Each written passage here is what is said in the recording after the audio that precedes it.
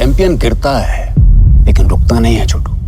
असली जीत दूसरे खिलाड़ी को हराने में नहीं है, असली जीत है अपने अंदर की उस आवाज को हराने में जो रोज तुमसे कहती है कि तुम पहले से हार गए हो। उस आवाज से जीतना है, तब बनेगा तू असली चैंपियन। और बनेगा चैंपियन, बनेगा, मैं बनेगा चैंपियन।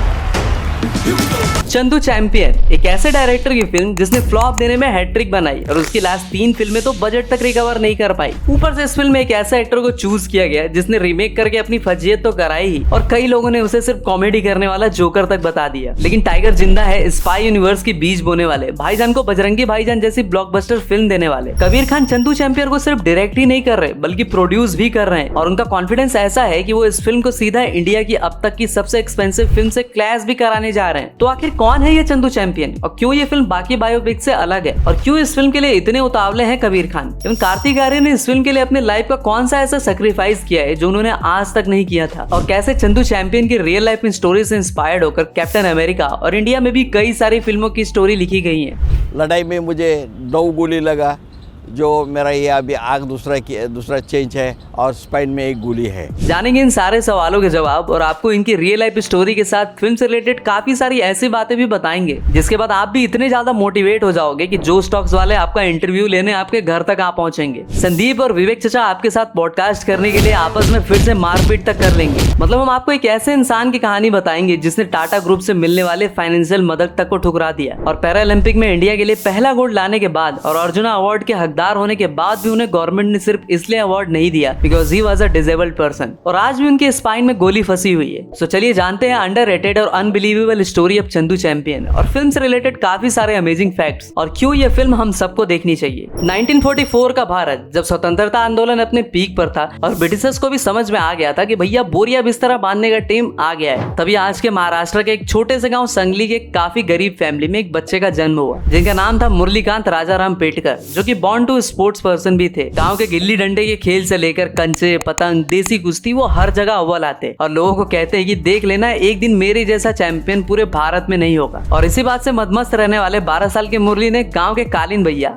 मुखिया के घमंडी बेटे को चैलेंज कर दिया और फिर वही हुआ जो मिर्जापुर में गुड्डू भैया ने मुन्ना भैया के साथ किया था। कुश्ती के महासंग्राम में मुखिया के बेटे को सिंघम की तरह धोना मुरली के लिए महंगा पड़ने वाला था, जिसकी वजह से उन्हें और उनके परिवार के जान पर भी बन आई और ना चाहते हुए भी 12 साल के मुरलीकांत को घर छोड़कर भागना पड़ा। नई नवेली आजाद भारत में कुछ साल इधर उधर समय काटने के बाद किसी ने मुरली की प्रतिभा पहचानी और उन्हें बताया कि तू सारे खेल में काफी अच्छा है, फौजी क्यों नहीं बन जाता, वहाँ पर तुझे भरपेट खाना भी मिलेगा और बहुत सारे मौके भी मिलेंगे अपने खेल का प्रदर्शन दुनिया को दिखाने का। ओलंपिक जाना है ना तो तेने तो फौज ही होना चाहिए। बस इसी बात ने उनके सपने के बुझते दीपक में जैसे तेल का काम किया और अपने गांव से जान बचाकर भागा चंदू निकल गया चैंपियन बनने। उन्हें सेना के ईएमई यानी इलेक्ट्रॉनिक्स एंड मैकेनिकल इंजीनियरिंग में जवान का रैंक मिला। अब वैसे तो मुरलीकांत जी ने पहले ही इंडिया को 1964 में Tokyo Japan international service sports में इंडिया और इंडियन आर्मी को बॉक्सिंग में रिप्रेजेंट किया और 1965 में नेशनल टाइटल भी लाए। And you will be shocked to know कि जहां फिल्म के ट्रेलर में दिखाया जाता है कि बॉक्सिंग करने के लिए वो खुद इंसिस्ट करते हैं, तुम्हें रियल लाइफ में मुरलीकांत को कभी बॉक्सिंग करनी ही नहीं थी, वो तो एक हॉकी प्लेयर बनना चाहते थे। बॉयज बटन में ज्वाइन होने के बाद मैं पहले बहुत अच्छा हॉकी खेलता था। हॉकी खेलते थे तो हॉकी में क्या, वो मैं मराठी है लेकिन उधर का कर्नाटक, तो उन लोग मुझे आगे सिलेक्शन नहीं थे, तो मैं नाराज़ होकर एक जगह बैठा था। तो उस टाइम मुझे अचानक मेरा कोच आ गया, अरे क्या रोते बैठे, बॉक्सिंग खेलो, ये इसमें दांत तोड़ के दे रहे तो दांत तोड़ के, ये इंडिविजुअल में गेम में ये फ़ायदा होता है और सब टीम में आप अच्छा खेलने से भी नाम उनका होता है।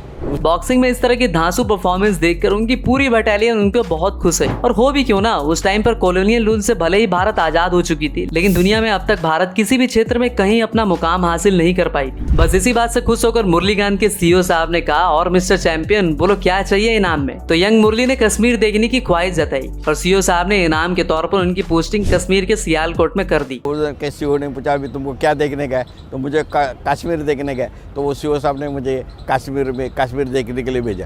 सियालकोट में उनकी लाइफ काफी मस्त चल रही होती है लेकिन अक्सर जब हमें लगने लगता है कि भाई अब सब कुछ ठीक होगा, तभी साली कुत्ती किस्मत बड़ी जोर से काटती है और ऐसा ही कुछ हुआ मुरलीकांत जी के साथ भी। 1965 में सियालकोट में सितंबर के दोपहरी में जब सारे जवान लंच करके नैप ले रहे होते हैं, तभी पाकिस्तान से सडन अटैक होता है। जब तक लोग कुछ समझ पाते तब तक अंधाधुंध गोलियां चलने लगती है और जब पहली सीटी बजती है तो काफी सारे जवानों को ये लगता है कि रोज की तरह चाय पीने के लिए बुलाया जा रहा है और वो इसी इल्यूजन में कैजुअली बाहर में निकल जाते हैं और गोलियों गोलियों से भून दिए जाते हैं। मुरलीकांत भी जब तक कुछ समझ पाते तब तक 9 बुलेट्स उनके बॉडी में घुस चुकी होती है। कैंप में भगदड़ मचती है और उनकी बटालियन की एक जीप उनके ऊपर ही चढ़ जाती है। अब भाई जब गोलियां चलती है तो टिपिकल बॉलीवुड फिल्मों की तरह पूछ के नहीं चलती। तो उन 9 बुलेट में से एक उनकी थाई, दूसरी उनके गाल, खोपड़ी, इवन एक गोली तो उनकी स्पाइन यानी रीढ़ की हड्डी में भी घुस जाती है, जो कि आज भी वहीं प्रेजेंट है। और इस इंसिडेंट के बाद वो 2 साल तक कोमा में रहते हैं। उनकी याददाश्त तक चली जाती है और वो बेड पर ही पड़े होते हैं। तभी अचानक से एक मिरेकल होता है और somehow one day he fell from the hospital bed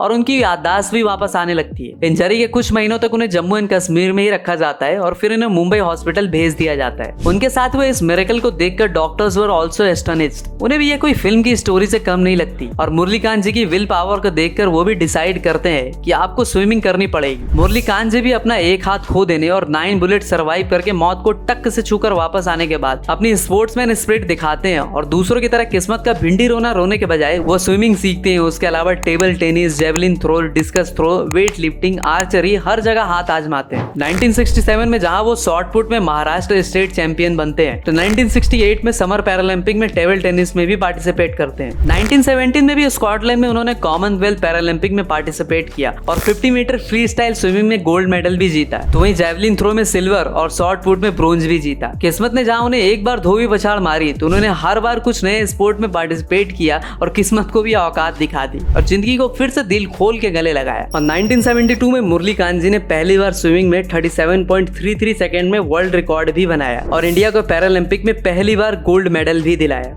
पहले टाइम जो एक्चुअली जो जिसको मिलना चाहिए, जो ये कमेटी ने जो काम जो किया है ये बहुत अच्छा किया,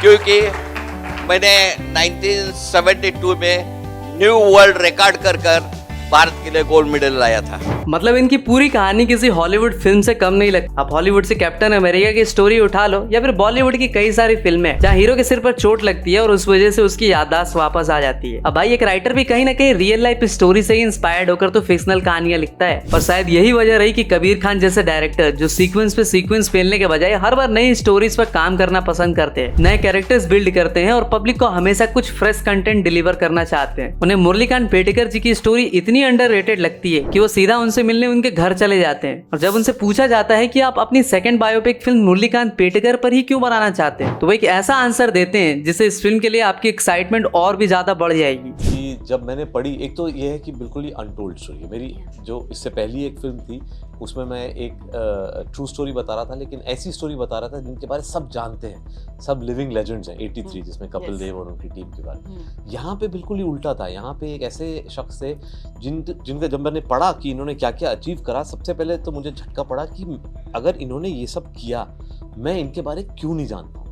मतलब मुझे थोड़ी सी शर्म आने लगी कि मैं अपने आप को एक पढ़ा लिखा, वेल रेड, वेल इन्फॉर्म्ड इंसान समझता हूँ, लेकिन मैंने कहा मैंने मुरलीकांत पेटकर का नाम भी नहीं सुना है। तो वो एक मोटिवेशन हुआ कि यार ये कहानी बतानी जरूरी है। इवन इस फिल्म के लिए भी पहली चॉइस करोड़ों दिलों में आज भी अपनी जगह बनाने वाले एसएसआर होते हैं और इसके लिए वो मुरलीकांत पेटेकर जी से मिलते भी हैं। बट उनके बाद कबीर खान के पास कोई सबसे बेहतर चॉइस होती है तो वो होते हैं कार्तिक आर्यन। कबीर खान कहते हैं कि इस फिल्म में मुझे मुरलीकांत जी का एक काफी यंग स्पैन दिखाना होता है जो कि किसी दद्दू टाइप एक्टर को लेने से मैं जस्टिफाई नहीं कर पाता। और दूसरी तरफ ये बात भी बिल्कुल सही है कि हम ऑडियंस भी एसआरके, सलमान, आमिर और अक्षय जैसे एक्टर्स की ही फिल्में देखने जाते हैं। फिर ये भी कहते हैं कि साले बड़े बॉलीवुड वाले नए टैलेंट को सपोर्ट नहीं करता।